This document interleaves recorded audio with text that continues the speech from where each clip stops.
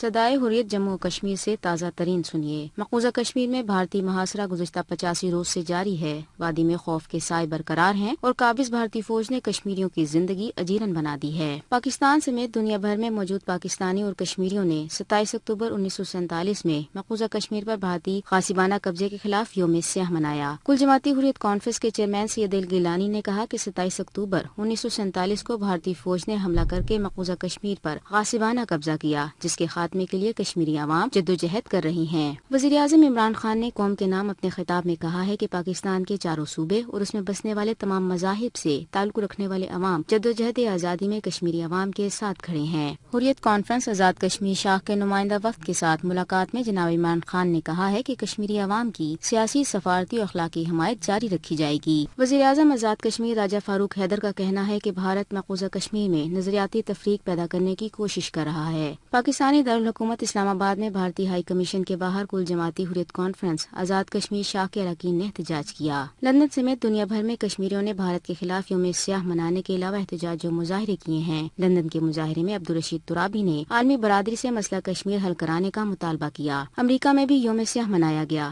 شدید بارش کے باوجود لوگوں نے احتجاج کیا۔ اس موقع پر ڈاکٹر غلام نبی فائی نے مسئلہ کشمیر کے فوری حل پر زور دیا ہے۔ یہ تھا اب تک کا تازہ ترین۔ کشمیریوں نے 27 اکتوبر کو یوم سیاہ اس عزم کے ساتھ منایا کہ بھارت کے غاصبانہ قبضے کے خاتمے تک کشمیریوں کی جدوجہد جاری رہے گی۔ پاکستان جو ہر دور میں کشمیریوں کا وکیل رہا ہے، پاکستان نے کشمیریوں کی بھرپور وکالت کی ہے۔ وزیر اعظم پاکستان عمران خان کہتے ہیں، آج 27 اکتوبر وہ سیاہ دن ہے جب ہندوستان کی فوجیں کشمیر میں اتری، آج سے 72 سال پہلے، اور اس کے بعد ان کے جو پرائم منسٹر تھے تب کے، وہ یونائٹڈ نیشنز میں گئے اور یونائٹڈ نیشنز کی سیکیورٹی کاؤنسل نے ایک فیصلہ سنایا کہ کشمیر کے لوگوں کو یہ حق دیا جائے گا کہ وہ فیصلہ کریں وہ ہندوستان کے ساتھ رہنا چاہتے ہیں یا پاکستان کے پاس جانا چاہتے ہیں۔ یہ ان کو کبھی بھی حق نہیں ملا۔ کشمیر کے لوگوں سے دھوکہ کیا گیا، دھاندلی شدہ الیکشنز کے ذریعے ان کو کنٹرول کیا گیا۔